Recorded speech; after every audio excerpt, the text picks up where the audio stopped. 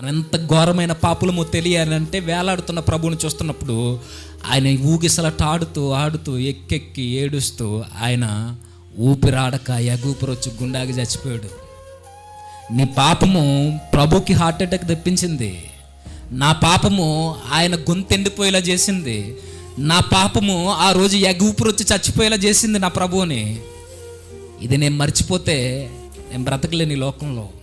అప్పుడప్పుడు అనిపిస్తుంటుందండి, చదివినప్పుడు అనిపిస్తుంది, నిజానికి దేవుడే ఈ లోకానికి వచ్చి మన కొరకు ప్రాణం పెట్టకపోతే మన పరిస్థితి ఏమై ఉండేది అంటారు. ఆయనే మన జీవితంలో కలుగు చేసుకోకపోతే మన పరిస్థితి ఏమై ఉండేది అంటారు. మార్టిన్ లూథరన్ గారు ఒక మాట అంటారండి, ఆయన ప్రార్థన చేసుకుంటూ, ప్రభువా నా నీతి నువ్వు, నీవే నా నీతి, నేను నీ పాపాన్ని, నా యందు నీతి ఏమీ లేదు, నా యందు చెప్పుకోదగ్గ క్యారెక్టర్ ఏమీ లేదు, నేను చచ్చిన శవాన్ని నేను.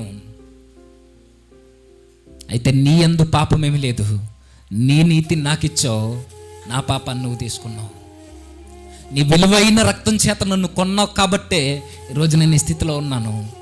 ఈరోజు ఆ రక్తాన్ని అవహేళన చేసి మాట్లాడుతున్న బ్రతుకులు మనవి. మన జీవితం ముందు చెప్పుకోవడానికి ఏమీ లేదు. ఏమైనా ఉందా అని అడిగితే ఉంది. అపవాదికి ఇల్లు ఉంది మన దేహంలో.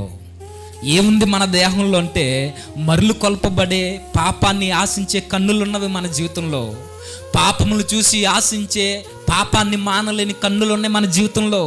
దురాశ అనే గర్భం ఉంది పాపాన్ని కనడానికి సిద్ధంగా మన జీవితంలో.